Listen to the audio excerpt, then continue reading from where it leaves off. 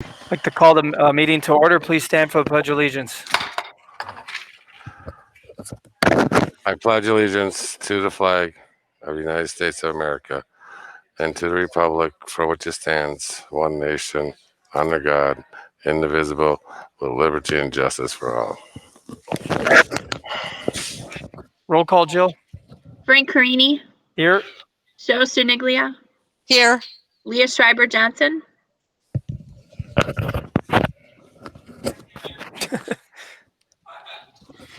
She's here. She's having problems. Amy Malat, Here. Mark Verhalen, Here. Darren Grabowski, Here. Jane Eichhoff. Here. Good evening, everyone. Thank you for attending August 10th school board meeting. We'll go right to the agenda item number 4, consent agenda, A through C. Any questions on A and B? And then C, there is an additional attachment for the personnel. And then we do need an emotion.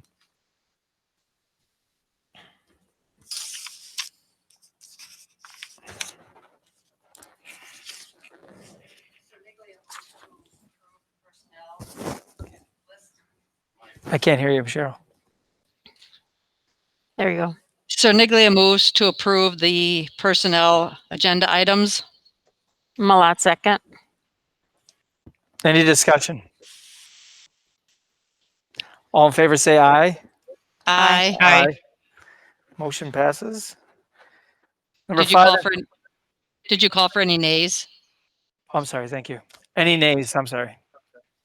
Thank you. Motion passed. Thank you, Cheryl. Public input. Recess formal portion of the meeting to entertain comments or questions on the agenda items. I do have a couple here, but they're more, they don't want to speak, but they just want to hand it.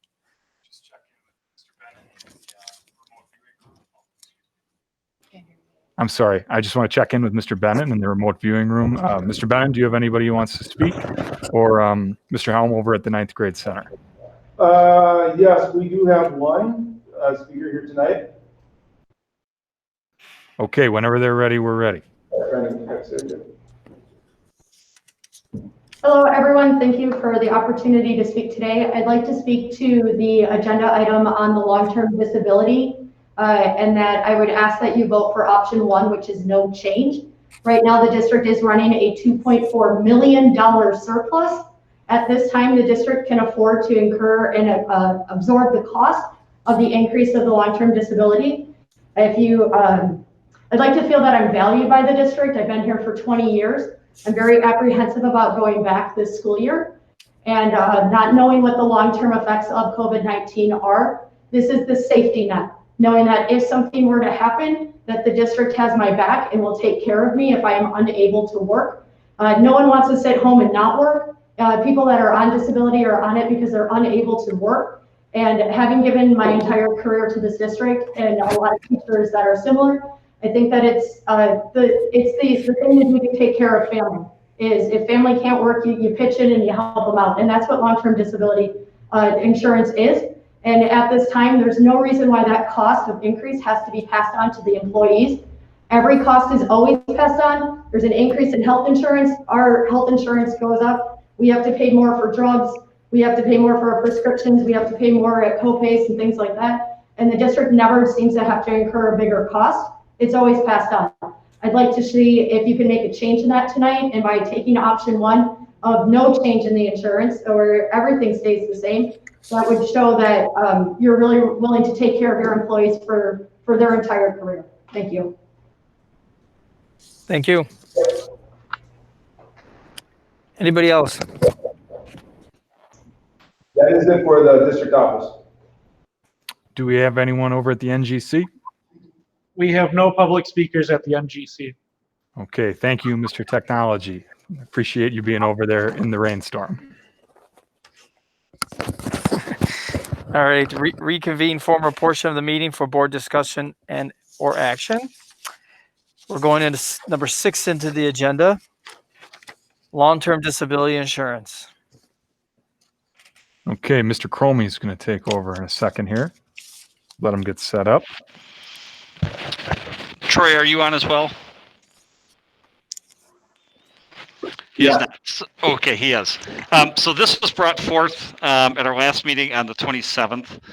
It was brought forth as a change in premium of approximately 81%. Long-term disability, again, covers anything after the first 60 days or 12 weeks of a run-out period, 10 to 12 weeks of a run-out period, and then if you qualify, you'd fall under long-term disability insurance. The board at that time asked us to review some area comps. So if you take a look at the bottom of page 1, I'll highlight the comps down here. So this is comparing long-term disability insurance plans of 19 districts by first year average, second year and third year of a disability. And we stopped at year 3 as most area plans end at year 3. So for us to go to years 4 or 5 or any potential beyond, we wouldn't be able to really come up with a comp. There are a few districts that have an unlimited amount of years similar to what we have. There are a few that have an unlimited amount of years up until the age of 65, which is typical retirement, like furthest retirement age.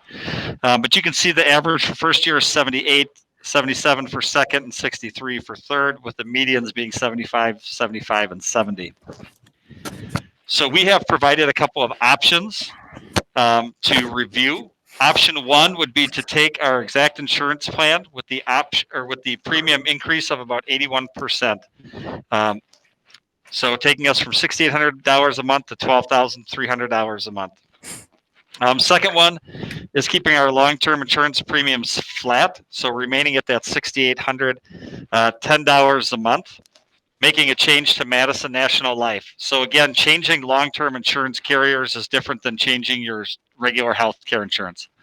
Most people have no idea who carries long-term insurance, but everybody knows United Health or WEA. So that's really a behind-the-scenes, pretty easy switch. It goes with changing first year of disability from 90 to 80, second year from 80 to 70, and then third year being 70 as well, but capping it as a 3-year benefit.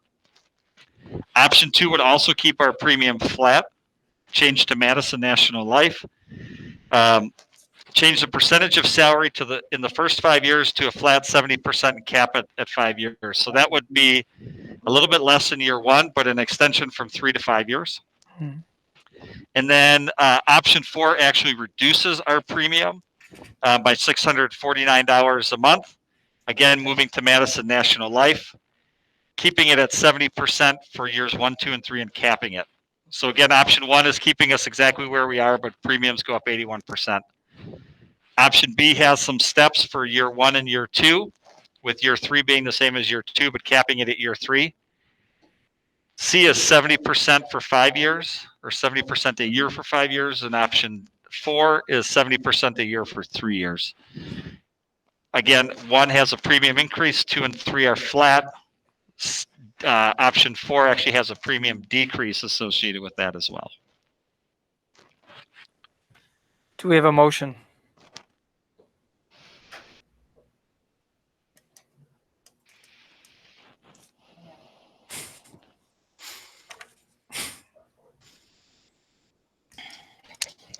Okay. For point of discussion, Cerniglia moves for option 3 so that we keep our premiums flat, but we could cap it after 5 years. That I think would provide us the ability to look at things to see what happens with COVID, things like that, and provide some safety net for after this is over. I realize that we don't know fully long-term effects, but I think this would give us a good basis. I'm a little nervous about keeping it as it is, just because we would have to, that's a pretty big healthy jump. That's almost, I mean, like an 81% increase. That's a lot of money. So that's where I is. So that's what I'm motioning. Is there a second? Malat will second. Any discussion?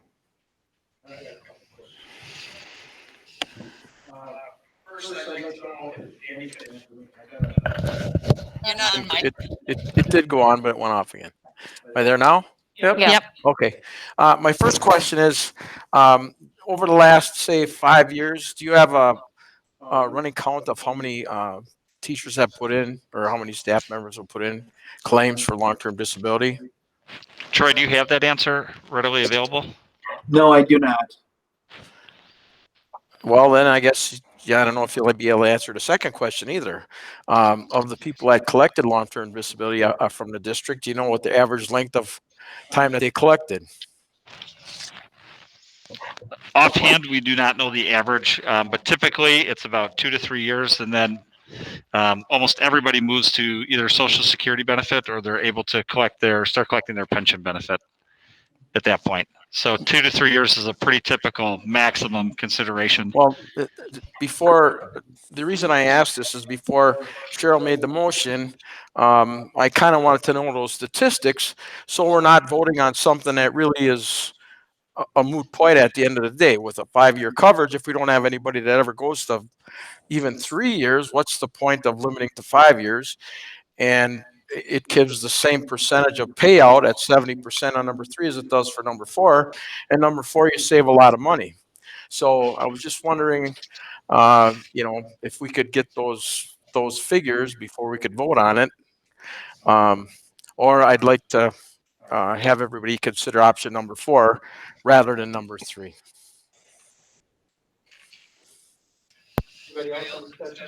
Is there time sensitivity to this? Is that why we're There voting on is. this today? Our premium or our renewal's up 9/1. Okay. So we have time. We could bring it back on the 24th if there was a necessity for that. Can I ask, did we price out at all moving to Madison National and keeping an unlimited time frame? And I know you mentioned there's a handful of people or other districts that have that. I guess I'd love to know what districts have the unlimited right now. So the price to move it from our current vendor to Madison National Life with 0 changes was about 60% increase. So instead of 81, it was about a 60% increase. Troy, do you have the list of districts that have the unlimited? You're gonna have to give me a minute.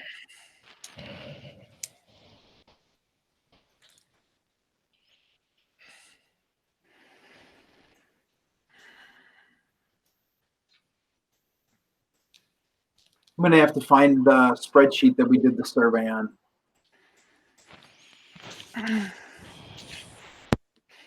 I guess for me personally, I have some similar questions, to Mark, just number of individuals and length of time. If there's a few other kind of points that it would be helpful for us to have before we make a decision, if this is something that could be pushed out to the next meeting. It obviously is going to affect people, and I want to make sure that we're making the right decision in doing that. And I'm willing to rescind my motion, if that helps. That's the procedure, I guess, is, Cheryl, you'd have to remove the motion, and then the person that seconded would have to also relinquish the second. And then, Sure. I don't know if do you have to have another motion to hold till the next meeting then as well? I think then we could move to table it. I think Okay. that's accurate. So if Cheryl moves to rescind, and then Yep. Amy moves to rescind her second, and then someone moves to table it for further study for a subsequent board meeting, and then we get a second, I think we're good to go. Okay. I would also, before we do that, I seem to recall at our previous discussion about this, Andy saying that there were currently like 2. So there's currently 2 people, and the only 2 people that are currently on our plan, both happen to be examples of folks who could not get the Social Security, or what's the other one? Our WRS retirement. Okay, so they don't qualify for those 2 things. But just now you said pretty much everybody qualifies for those 2 things. Is it a coincidence that the only 2 people on our plan don't qualify for those 2 things when you're telling us that usually they do? I'd say it's a high coincidence that we have 2 of them. they're outliers to the typical long-term disability claim. But it's important to note that those people would be grandfathered into our plan regardless. So not our new one, they would be as existing with our current vendor for the duration of their disability. Which I think is the correct thing to do, but I do agree with you. If we have two people that fall into that category, happens to be the two people that are in, I would hate to make a change and see someone added to that and now they no longer get that benefit. Well, I mean, at the end of the day, it shouldn't be too difficult for Troy and Andy to tell you which of the 421 school districts in Wisconsin have this lifetime benefit, right? That shouldn't be too hard to find. Nor the other points too. So no harm, no foul. Like Andy said, September 1. So we've got room to come back around it again. So if that's what you want to do, we can do that easy enough, right, Andy? Okay. So Niglia will move to rescind her motion. And Malat will move to rescind my second. Any discussion? Do they need to have their motion rescinded and seconded? I don't know how this works. I know. I think that does it, right, Mark? Yeah. Right. Then Verhaelen motions to table it till what? September 20 or August 24th. August 24th. And Eichhoff will second that. Any discussion? Okay. So my note. Hang on. Sorry. Let me get my notes right. So I have Mark motions to table until the next meeting, and I missed the second. Eichhoff. Jane? Do we have to vote on it? Yes. Yep. All in favor, say aye. Aye. Opposed, say nay. Okay. Got it. All right, next on the agenda is new mandatory title policy based on new regulations for the federal government. Okay. Now this is Mr. Hamblin again, broadcasting from the other side of the office. I put together a report that hopefully gave you quite a bit of information, and unfortunately, we didn't have enough time. It has to go into effect August 14th, so we are right at the deadline. We didn't have the opportunity to review it twice. I gave you some of the highlighted changes. The real big change is the investigatory process and the grievance process. So we've developed one for both employees and one for students. Assistant Superintendent Katark's in charge of the student side, and I'm in charge of the employee side of it. And with that, I'll be happy to answer any questions, or I'll try to. Well, I'll note too that some of the policy guidance on this subject has been long in coming. So Troy and Dan have worked very diligently to put this together on a very tight timeline. So I'll say that too. So they really had to hustle to get this in here in front of us. You can't, this is one of those things we couldn't go to the policy resource manual and print off a sample version of it. We had to have it created by outside legal, and then we had to vet it and apply it to our inside individuals. So this was a pretty comprehensive piece of policy that had to be done very quickly without a lot of different source material to draw and pull from like we normally do.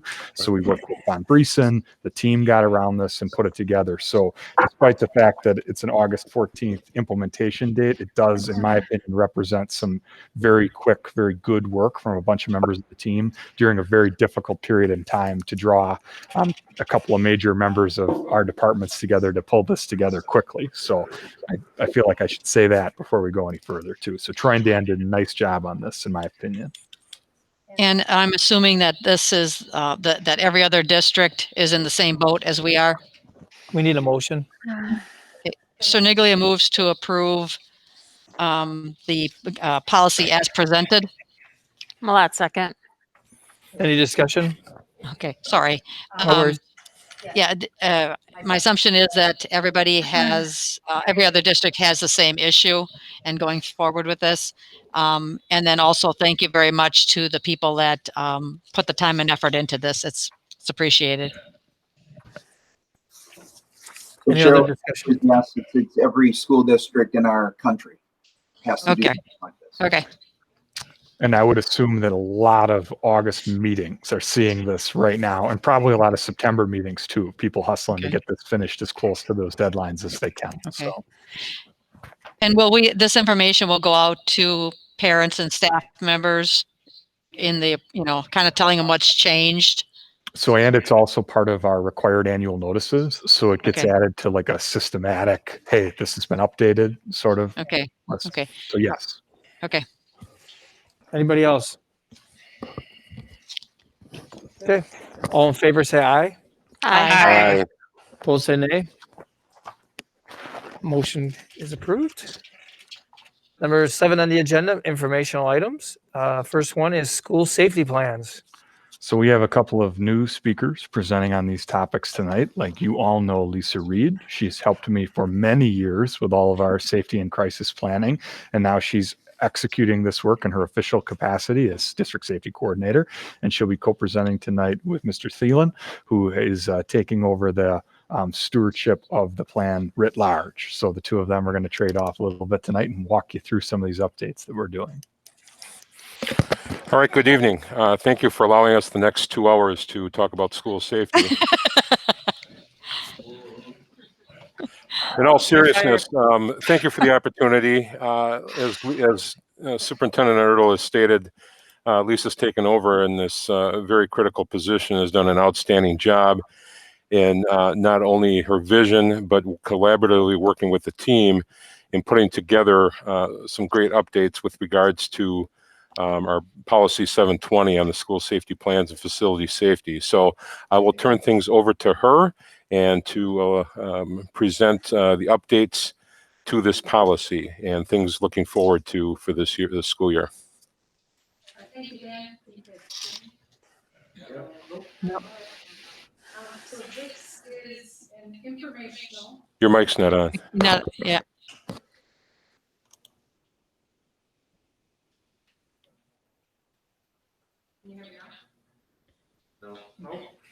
We're just going to take a second, Lisa, and I'm going to have Mr. Bennon walk over and see if your Yeah, mic is. he's on his way. Oh, he's already on his way. Here Yeah. he comes. Just Yep.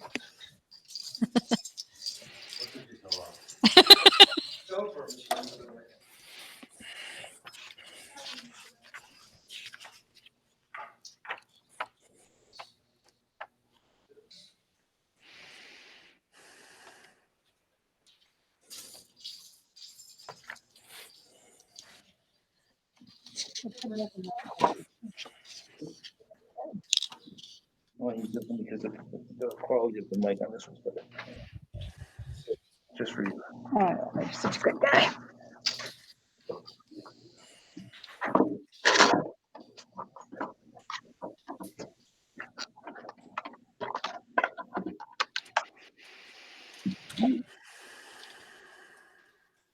All right. Can you hear me now? Yes. Yep. All right. All right. Well, I'm really excited to be in this position this year. Having worked this summer, I've gotten to go through a lot of the things that I have not had time to do when I was working as just a school psychologist. So this report just looks at the history. So 2 years ago, Superintendent Ertl talked about our safety and crisis teams and the work that they've been doing, the Stop It app reporting system, the Oak Creek PD and Fire Department reviewing our safety plans, the Tier 2 training that the entire district received from Captain Bolender, our schools also exceeding statutory obligations for drills, and then the custom training that was given to our buildings and grounds and administrative assistant. What I have been focused on this summer is the procedure for policy 720. After reviewing the policy, it's pretty broad strokes of what we do with safety. So no changes were felt to be needed for that policy. But we did do a lot of changes. If you click on the district safety and crisis plan, you'll see a lot of yellow and a lot of strikeout. So that plan, we're still working on some of the things within there, and I'll talk about that a little bit later. But that's the document I've been going through this summer and updating some of the terminology, changing some of the things that are just out of date. So in the past, in 2019, we received 2 safety grants. I listed some of the things I know Superintendent Nerdle has talked about many of these things that we've done with that money. Some of the new ones I put at the bottom, which are enacting the Raptor drill management system, installing the panic buttons, and linking that to law enforcement. Hopefully we can get that sewn up so that's working properly this year. And then installing the lockdown doors at our sites that lock automatically. We've also shifted to a district safety website, so you can go to that. That link is in there as well. And then I've listed some of the things that were done last year in our district. So again, Captain Bolander provided Tier 1 prevention and response training to the entire district. And what our plan moving forward is that every other year we'll get training from Captain Bolander and the Peaceful Warrior Training Group that will look at Tier 1, which is prevention and response, and then Tier 2 will hopefully get done this year, which is about hands-on, defending our room and barricading and the different things that we do more on a physical, as a physical part of our lockdown drills. Last year, our school safety teams met 3 times. We usually meet quarterly, but we missed, of course, that end of the year one. We update our safety plans every year, create individual and emergency lockdown plans for our students with special needs. We discuss drills and the reunification app that we brought on board this past year, and then also other building safety needs. All principals were trained in our Raptor drill management system. So our Raptor system is our visitor management system. We now are able to log all our drills in that same system. 7 of the 11 buildings were trained to use the Raptor Reunification app so that we can do that all right on our phones, and then this year on our computers.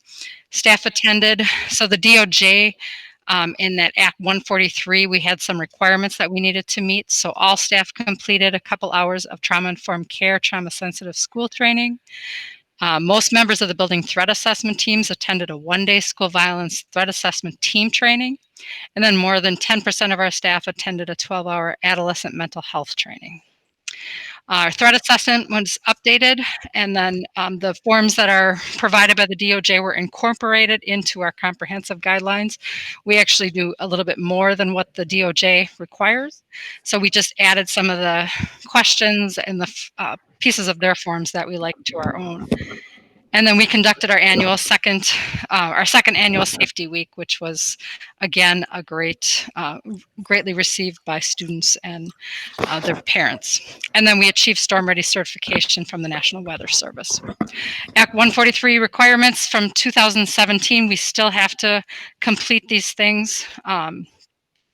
We have to remain compliant with our safety plans, submitting blueprints, conducting on-site safety assessments, which Mr. Thalen and I will be doing with our SROs on August 27th. And then we're going to review, you have to review and approve safety plans every 3 years, and then mandatory reporting of school violence. So as part of that safety grant, we also will be spreading the word about the DOJ's School Safety Office, Speak Up, Speak Out, which is a second e-reporting of prohibitive behaviors. So the Speak Up, Speak Out app will go live on September 1st, but we will be rolling that out to students during Safety Week in October. So the different targets that I have for my position as the safety coordinator and the District Safety Committee is that we're going to complete those procedures for Policy 720. There's a couple of things we're working on still. Those include the reunification. So we're working on, if we do have an incident, whether it be active threat of some sort or just a power outage or something where we have to reunite students with their parents, we're working on that system so that we have everybody safe and keeping track of everybody and who they're, when and how they're returned to their parents. We're also going to be adding the pandemic plan and making some adjustments to that as we move into the 2021 school year.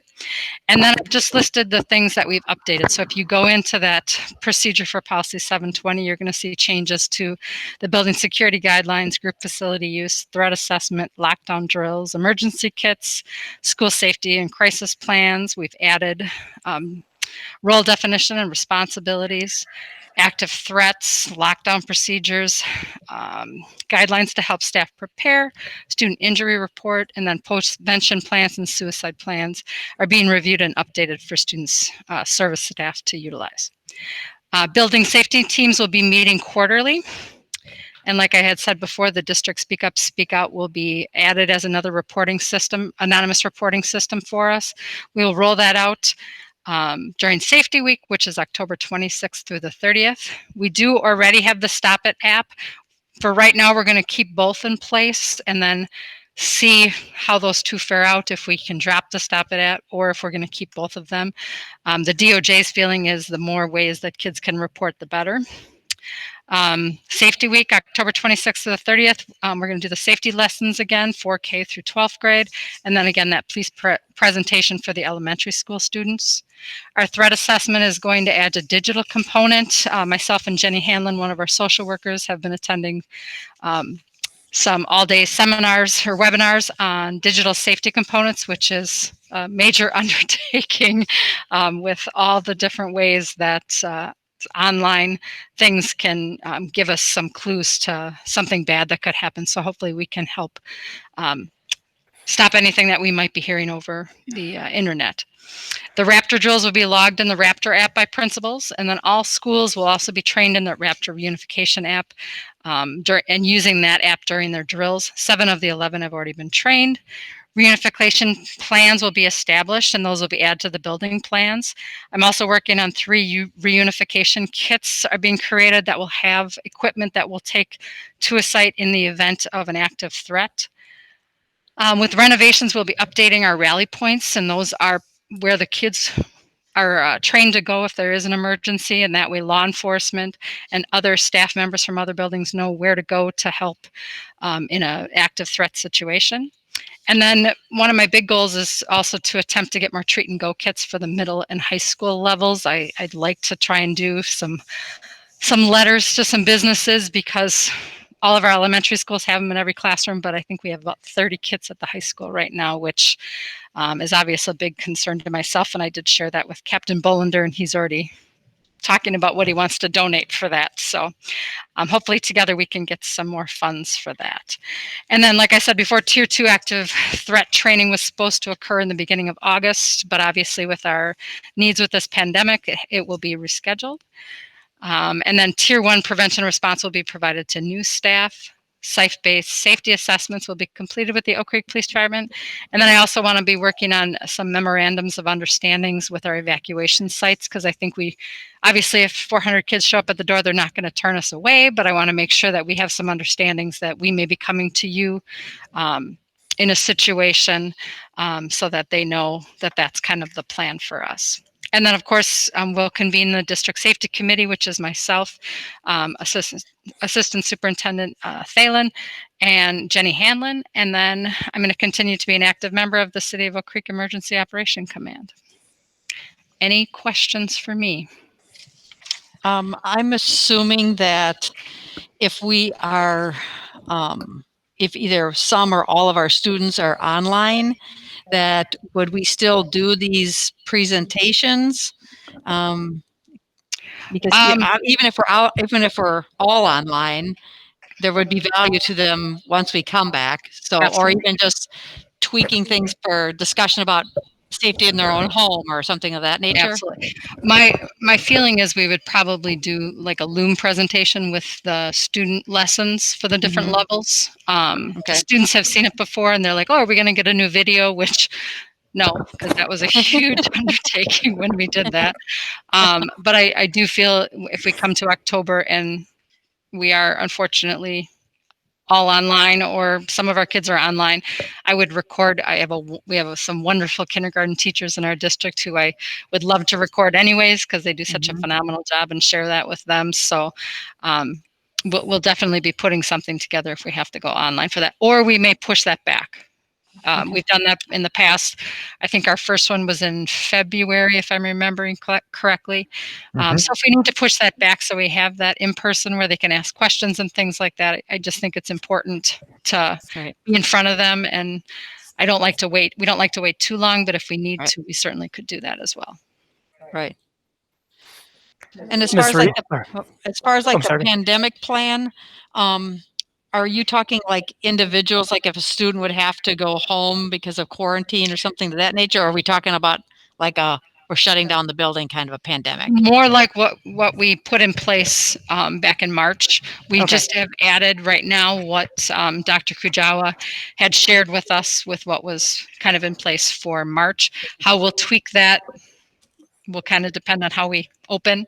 So I just have that document attached in that procedures for policy 720. So you can see that in there. And then if we make any changes to it, that will be in yellow. All right. Thank you. Ms. Reed? Oh, I'm sorry. I just had two questions.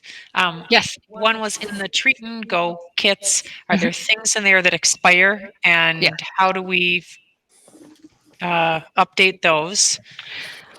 I'm going to let. So that's a great question. So yes, there's absolutely stuff in there that expires, and it is a massive undertaking by our buildings and grounds team to keep that stuff inventoried, and then we work to update it. So we updated expired materials with some of our safety grant funds and expanded our kits, but that is an annual occurring cost. So just like when you walk through a building and you see like those tags on fire extinguishers, we treat them in a similar way. So each site's custodial team will inventory them, update them. We'll work through the fire department, fire and rescue to make sure we have timely updates. They buy large amounts of them so we can capitalize on gross, like large purchases, and then the sites update them. So there's I think like 3 of the items in each kit like has a shelf life. So so we're very diligent about that, and that's a good opportunity to highlight good things our custodians do. Like it's one more thing that they like dutifully manage at each site. So Okay. And my other question was, do we have any kind of data on the, I'm sure we do actually, but on the Stop It app, how many reports come in? How many are things that we deem really viable to deal with? I don't know that I don't know that I have data on it, but I do know that it does get utilized by the kids. A lot of bullying reports or someone's being mean to me or inappropriate to me is reported on there. Some bus behaviors are reported on there. I know the middle school gets a lot of hits through that. That's why I don't want us to be without something the kids know until safety week. And 2, I want them to keep what they already know. And then we'll add this other element. Because we did get the grant money, we do have to do the speak up, speak out. But we'll kind of see if we continue to need both, if there's benefit to both after this year. Ms. Reed, first of all, thank you for leading this. Appreciate it. Feedback on a Stop It application. I know personally it worked really well. My daughter was in a conversation with one, but I do talk to multiple kids, a lot of kids about this, and they love it. Absolutely. And they respond, like you said, with bullying situations. So I hope we don't, if we do, I hope we have something like you said. So thank you for that. The one thing with the speak up, speak out, that's in addition, it's a 24/7. So a student that say is suicidal, there's somebody on the other end of that, where the Stop It app has some hours. I mean, yes, we still get the notifications, but that's one of the things I like, that we have to put in who to contact, who our police contacts are. So that added layer, I think, is of benefit as well. So we'll kind of see how that's. Hopefully we don't have anyone that needs that, but if we do, that service is out there. And then the Treat and Go kits, how much money do you need additional to fund? Do you know? I'm just curious. We were trying to, Captain Buller and I were trying to figure out how much each kit cost, and I thought they were about 200. No? No, not at the end of the, well, I've done a bunch of different purchases of them over the years. And like when we bought a lot of them at once, like it brings the price down quite a bit. So like as our committee's meeting and talking, like perhaps we could do the annual refresh of the expired materials with an additional buy. Like that's the thought I had while you were presenting. So we could get it into a more reasonable range.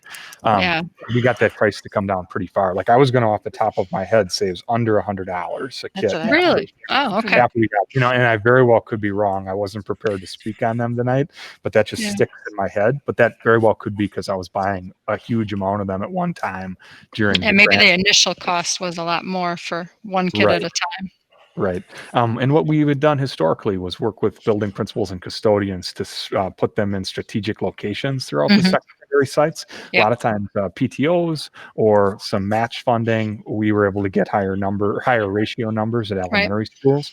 But I think it's a good aspirational target for our secondary sites and something I'm sure we could work out. So, yeah. I was going to mention the PTOs because I had 2 of them reach out to me asking them, do we have any special things coming down in 2020 calendar, 21? So maybe working with them too, that'd be great. What we've done before too is like we've worked with groups for the initial buy, and then we manage the annual recurring like maintenance, recording of the expirations, that kind of thing. So, you know, Mrs. Reed is a very creative person, and this is a high priority item. So I'm sure we'll be able to figure this out. Might even be worth at the secondary levels to touch base with some of those bigger groups, especially the parent booster groups like the, football, basketball, baseball, some of those, maybe they'd be willing to buy a kit or something like that. So, Well, and I know we usually get some businesses that are looking for ways to support things in our districts. So those were some of the things I'd love to tie into. Well, it's important to note too that the service OCPD and Peaceful Warrior they provide for us for free. And were we another district, that would be a very high cost, right? So there are elements of our very thoughtful and very comprehensive safety plan where we receive some pretty significant benefits because of who we're friends with in the community here. So that helps us a lot here.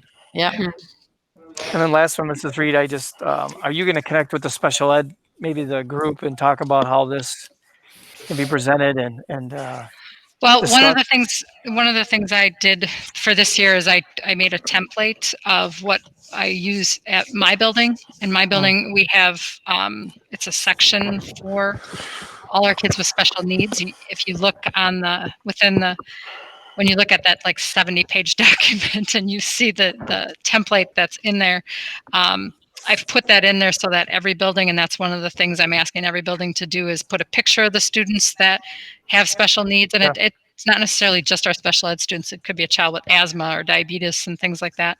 Put any of those children's names in there, but also their pictures and things that they need. One of the other things that on one of the many webinars I did during the pandemic is talking about putting some of those into their IEP, stating that in a case of an emergency, this child needs an iPad or this child needs an adult with them, gum to chew, hard candy, or whatever the case may be. Just making sure that stuff is documented, not only in a safety plan that goes on a shelf, but also, with their special ed teacher. And we do a pretty good job at putting those things in the teacher's emergency go bag, so that they have those things in that case of an emergency. So. Thank you, Lisa. For all your You help. bet. Just one other thing. You had mentioned something about panic buttons not working. The panic buttons aren't necessarily tied. I think we were still struggling with them being tied to the police department, so that's going to be different site to site. It's generally something fairly proprietary that we discuss, like with our building custodians and principals. There's the difference between the Stop It app viability, which always works, which is on all the computer stations, which is hardwired to the police station, and a couple of other very individualized site measures that we have. And that's something that if it doesn't function the way it's supposed to, it's a high priority that it gets fixed. And it's different based on the construction dates of our sites. So if you wanted to talk to me about that a little more offline, I'd be happy to do so, but that's a fairly proprietary site-based security measure that varies from building to building. So, but Raptor and Stop It, works everywhere. Yep. And those things we do have tied in with so I mean, we do have multiple ways to communicate with them, which is what you want, that they are part of our Raptor system. So when we do a drill, we notify them ahead of time, but they also, our SROs all get that text on their phone. So we have that connection with dispatch and things like that, but these are the multiple layers that you want. So that panic button shouldn't be the only way. 911 shouldn't be the only way. The Raptor, having all those things in place is what, they state is best, so that you have multiple ways to notify law enforcement when you do need them. Did you mention when the other 4 schools or buildings, I should say, will have the rapid reunification trained? When it'll be trained? Because you got 7 out of 11. Yeah, Cedar Hills was supposed to be in April, so we had all the elementaries and then one of the middle schools were supposed to be done. East and the high school, with the way the Raptor system worked last year, we could only use our phones for it. And there's so many dead spots in the middle schools and the high school. So we kind of started off at our buildings that are a little smaller. But we're hoping now that the Raptor has gone computer based. So now you can account for all your kids and yourself right on your computer, and you don't have to only use your cell phone. So that should help us with some of those dead spots. So hopefully the high school and East will be a little easier now that it's set up that way. Any other comments? Okay, thank you, Ms. Reed. Next on the agenda, seclusion and restraint report. So Assistant Superintendent Katark is going to start us off, and we're going to hear from Dr. Gennerman tonight as well. So go right ahead and take it away as soon as you're ready, guys. Okay, thank you. Dr. Gennerman and I are here to submit and review our annual school board report on the use of physical restraint and seclusion with students from the previous school year. As you may recall, this is an annual requirement per Wisconsin Act 118, which was previously known as Wisconsin Act 125, which in the next agenda item, we're going to talk about that revision a little bit. So I'm going to turn it over to Dr. Gennerman now, and he's going to review the data summary that's on page 2 of this board packet. Thanks, Bridget, and good evening, everyone. Can everybody hear me? You can. Oh, nods. Okay, very good. So over the past couple of years, I've shared the use of seclusion and restraint, and that it gained a great deal of attention from advocates groups and lawmakers, resulting from concerns that districts were inappropriately secluding and restraining students or overusing seclusion restraint as kind of the go-to response without focusing on prevention.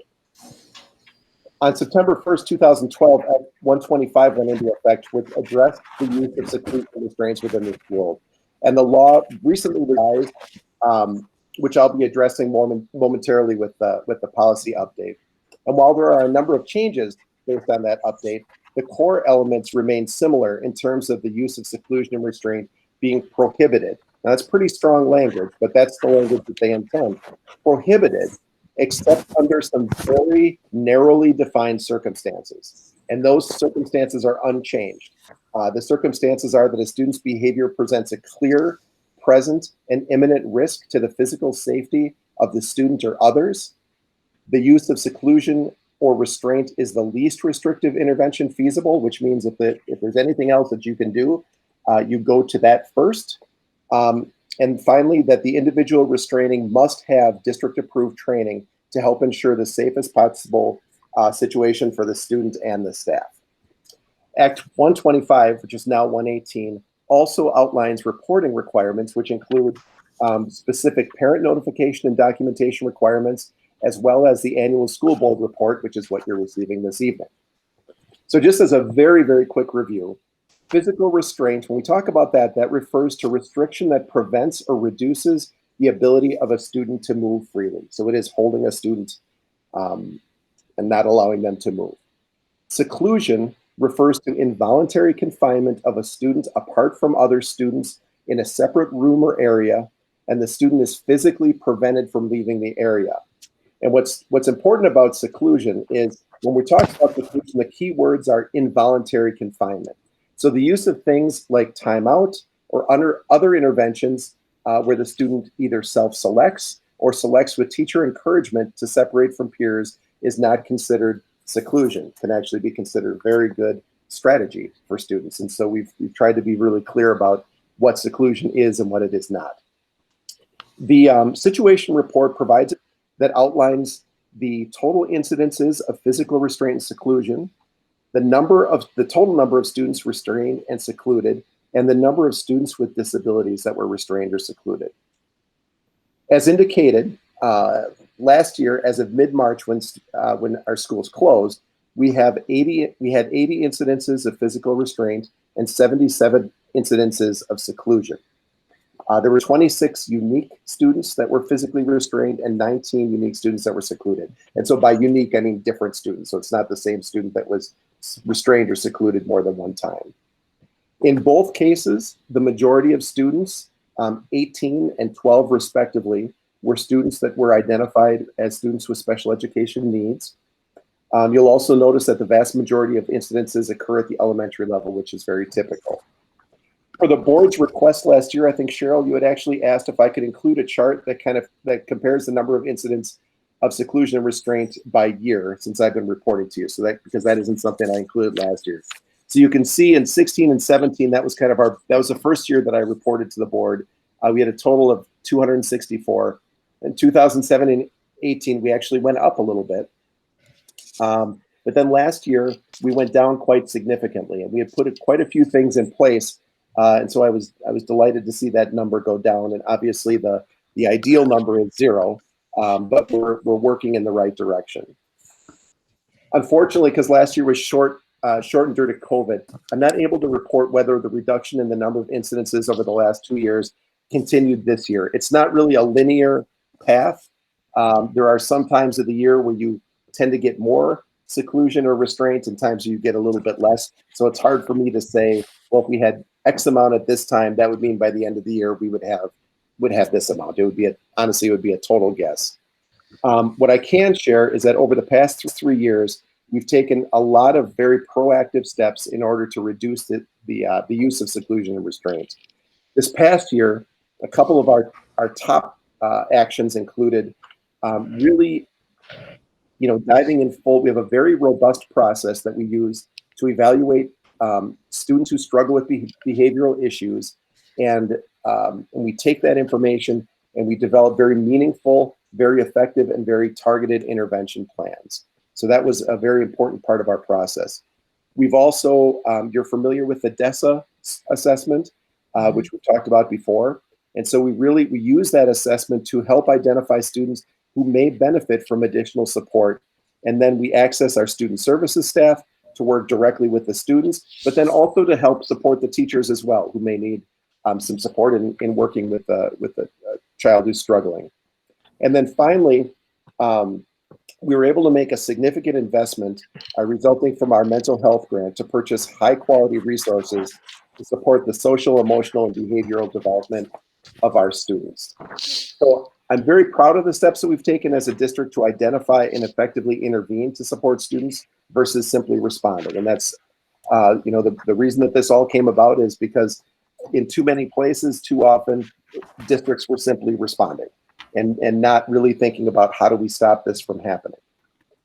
As I've mentioned previously, as we continue to grow in our comfort, knowledge, and ability to support the socio-emotional and behavioral needs of our students, I'm confident that we'll continue to see further reductions in the use of seclusion and restraint. So with that, I guess I would ask if Bridget, if there's anything I missed, or if there's any questions from the board. Nope, I'm good. I would just entertain any questions. Could you go over again why you couldn't we come up with a increase, decrease in those areas, and just like asterisk saying, shortened year? I mean, this at least to get an idea of what this year looked like. Right. So I could take a guess at it. The thing is that over the course of a school year, it's not that you get X amount of incidences that occur regularly each month. So there are some months that in some years tend to be hotspots versus other months. And so it would be, it's tricky because it just sort of, it goes up and down. But aren't they based on the actual events? I mean, couldn't you calculate and maybe I'm missing something. I mean, couldn't you calculate the percentage based on the actual events that happened up until March 13th or whatever it was we left? Oh, from the previous school year? From this school year, from when we started in September till the beginning of March, could you at least come up with the numbers for that? Or maybe I'm just totally missing something? No, I mean, I could take the 157 versus the 213 and give you, that it's a decrease in this amount and it's this percentage less. But we were, our school year was shortened by 2 months. And so, right.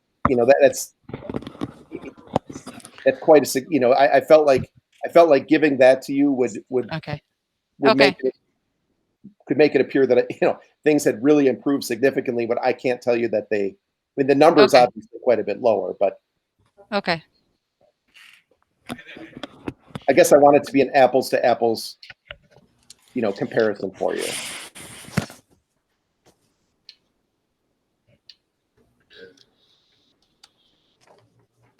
Makes sense Yes. to me, Ted.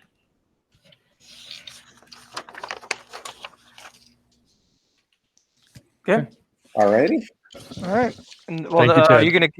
are you gonna continue on the first reading? I'm sorry. No. Well, Yes. fiscal force and yeah. Yeah, that's okay. I'll just Okay. keep on Yep. trucking Yep. since I'm going. Bridget, did you want to lead with anything on this, or? Yeah, I'll lead in and set you up here, Dr. Gannerman. So we're also here to present, as Board President noted, for a first reading, revisions to Policy 448.1, which is staff use of physical force, restraint, and seclusion. This is being addressed tonight because, as Ted mentioned earlier, Wisconsin Act 125, which addresses the use of seclusion and restraint with students in Wisconsin public schools, was recently revised as Wisconsin Act 118, with those recent changes having gone into effect on March 4th, 2020. So as a result, our Board Policy 448.1 requires updates so that we are in compliance with these revised provisions outlined in Wisconsin Act 118. Board Policy 448.1 was last revised in May of 2018. The board report you have in front of you outlines all of the changes in Act 118 from what it previously was in Act 125. So Dr. Gannerman is now going to highlight just a few of those changes in the law and those changes that most significantly impact our principals and school staff. Okay, thanks again, Bridget. So under both the previous and current law, as I mentioned before, the language is very strong, talking about the use of seclusion and physical restraint is prohibited unless the behavior presents a clear imminent risk to the physical safety of that and others. And so that piece hasn't changed. The recommended revisions reflect the updated provisions in the areas of definitions, students with IEPs, seclusion, physical restraint, required meeting after incidences, notification, documentation, and reporting requirements, training requirements, and school board and state reporting requirements. The accompanying situation report that I think Andy has up for you highlights all of the changes. I'm not going to highlight all the changes. I'm going to focus on 4 as they have probably the greatest impact on our buildings, our administrators, and staff. And so, but I certainly am happy to entertain any questions that you have about any of the others. So the first one is, under the new law, schools must now report the use of seclusion or restraint by law enforcement in schools using the same documentation procedures that would have been used if our teaching staff had restrained or secluded a student. Previously, there was no requirement that physical restraint or seclusion by a law enforcement officer needed to be included or reported. Frankly, I believe we have very few incidences within our schools. I know that there are some neighboring districts that have a lot more of that situation occurring, but we have few incidences within our schools where law enforcement gets involved to that level. But that is an important change that our staff is going to need to be made aware of, because we'll have to go through the entire reporting process. The new law also requires that school staff who participated in physical restraint or seclusion of a student must debrief after each incident and discuss how to prevent the need for future seclusion or restraint. Now, I would tell you, because seclusion and restraint is it's a stressful situation for staff, obviously a very stressful situation for students. It is not unusual. I would say it's typical for teams to come together and discuss what happened.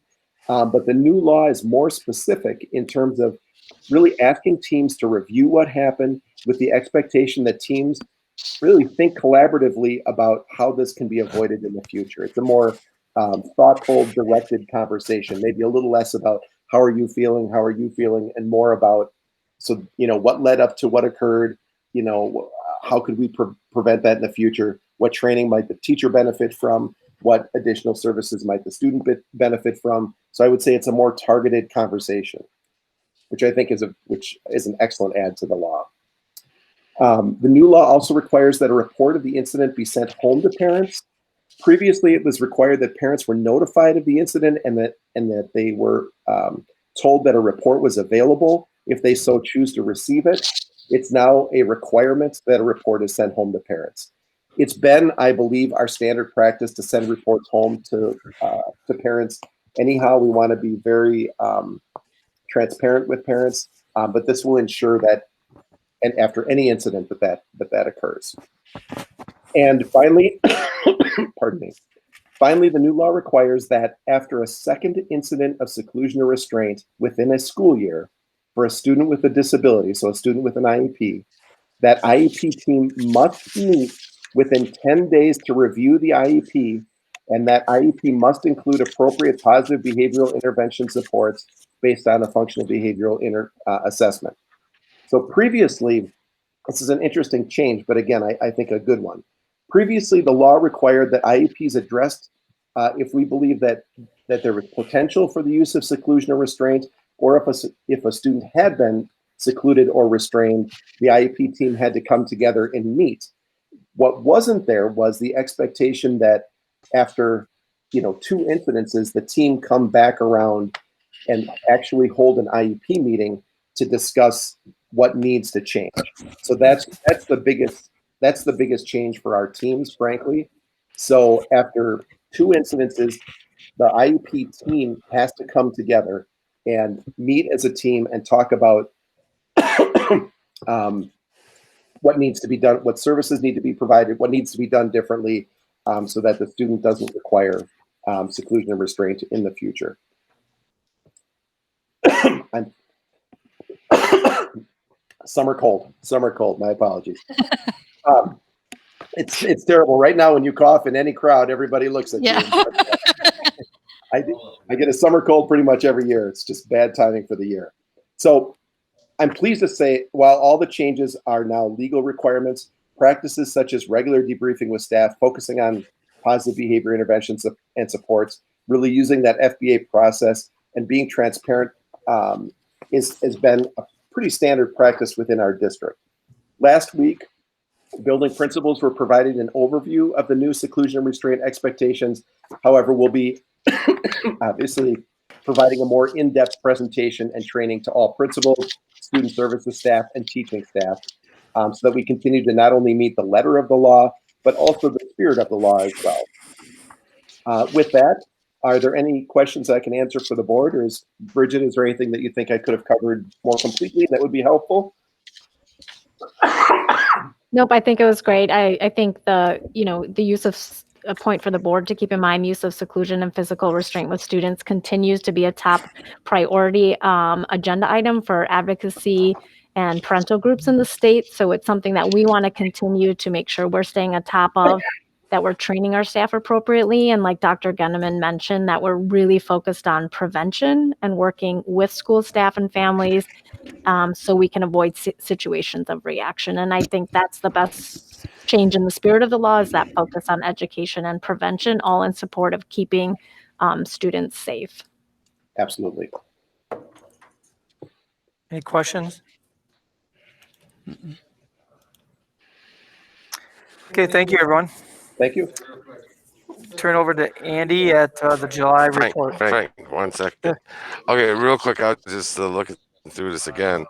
On 205F1B6, it says the door within which the student is being secluded may not have a lock on it or be locked.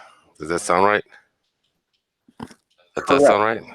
Yep. So so it may not be locked and may not have a lock on it? Correct. So the previous guidance, not guidance, the previous law was that the door, you could not lock the door. The change to the law now is that the door may not have a lock on it, period. Okay.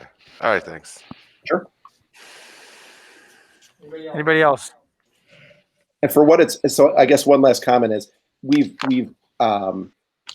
years ago we had identified seclusion rooms. We've really disbanded seclusion rooms. So that's not something that we support within the district. We do have rooms that are designed, for students to go to if they need to calm down. But we've really moved away from the idea of, holding a door shut with the student in the room. It's just, so it's, that's just been something that we've moved away from as a district over the past 3 years. Mhm. Okay, anybody else? All right, thank you. All right, July budget report, Andy. So not typical of a whole lot happens in the business office from a revenue standpoint in the month of July. We have a small amount of finalized state aid that comes in, but it gets all booked back to 2019-20. So you wouldn't see any state aid coming in, even though it comes in July. It's a receivable for the previous year. So really, we have interest earnings, and a couple of other small items, school fees and things like that. So all in all, revenue is pretty slim for us for the month of July, as expected. And again, expenses typically aren't that heavy in the month of July either. You'll notice salaries are a little bit higher. That's because July was a 3-check month compared to July's of previous years, which were 2 checks, just based on the way Payday Friday falls. Benefits then get accorded or reported accordingly. You'll notice the benefits from last year, July, $479,000 versus this year, $238,000. That's really timing of a journal entry related to the 2019-2020 school year, and depending on if that is done in July with our audit or if it's done in August. After our audit, it's really just a timing thing and making sure things are put in the right year, but it's just based upon when that journal entry is done. So at this point in time, we just haven't booked our July and August healthcare to July and August as of this year, but that'll get done very shortly. Everything else is pretty standard at this point. I know we've talked in the past, we'll have some upcoming expenses related to virtual learning, whether that's remote and our teachers are providing it, or whether it's the virtual learning that has been offered as a completely standalone outside of a return to school plan. Those aren't in here either because we haven't incurred those yet. So we've been talking about them, planning for them, but we wouldn't see an incurrence in here because those aren't physically in, or we haven't physically purchased licenses and things like that. So all in all, if you were to take July this year versus July of any other year, it looks like we're right on track. But we know there's going to be some increased spending coming up outside of what we've talked about from a budget standpoint. It's finalizing those numbers and figuring out what does it really mean when all is said and done. But if we take a look at our fund balance, our 13-month view of fund balance, we can take a look at last year, July, and we can take a look at this year, July, and you'll notice it's quite a bit higher. Some of that is in relation to spending slowing down at the end of 2019-20. So we had the ability to repay some things out of fund balance. So as you recall, over the last couple of years, we have purchased some items out of fund balance with the expectation that they would get paid back over a period of time. The high school scoreboard, West Middle School LED lighting, and East Middle School LED lighting, to name a few. So we've been able to completely repay the fund balance back on the scoreboard. We've been able to completely repay the fund balance back on West Middle School LED lights. And we've been able to pay for the next 3 years, this year, 21-22 and 22-23 on East Middle School lights. So those dollars, while they appear to have inflated fund balance, are really repaying fund balance from things that were pulled out of it a couple of years ago. So we've really paid back into it. Our true net on fund balance was about $241,000 of unmarked fund balance that was put into it following the 2019-20 year. So there's not some massive windfall that has occurred to plug back into fund balance. You will notice that the orange portion, though, is quite a bit higher, about $860,000 or so. Remember, that orange portion represents our fund balance for health savings account. So previously we had $769,000 in there. We're at about $1.63 million now. That number is not a number that's pulled out of thin air. It's directly related to premiums, both employee and district, and then actual spend. Our comptroller Karen runs it through her calculation, and then that kicks out a number of what we should have either saved $860,000 this year, or what we would have gone over should expenses have exceeded revenues in the form of premium, again, by both employee and district. In this particular case, again, it came out to the good.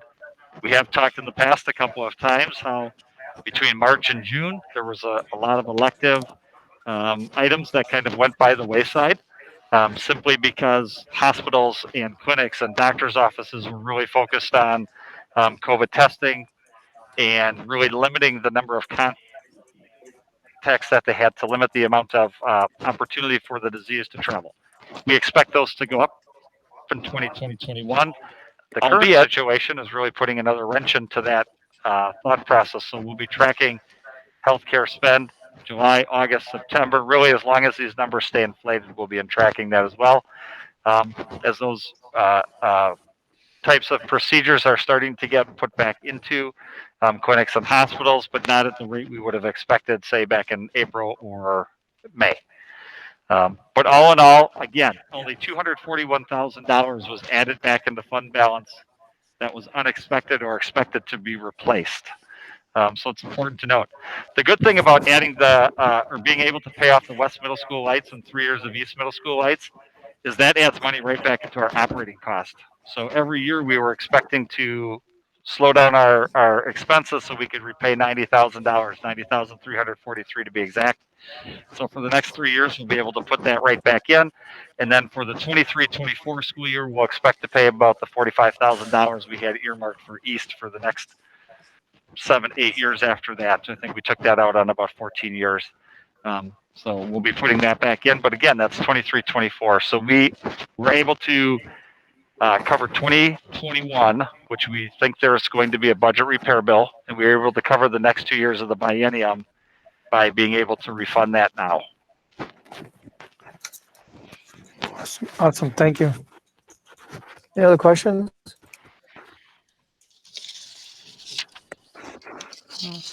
Okay. Thanks, Andy. And then next on the agenda is reviewing the school board tentative agendas. So it looks a little sparse, but that's deceiving because August 24th is the budget hearing and the annual meeting. So just the 2 items, but that's a big night for us.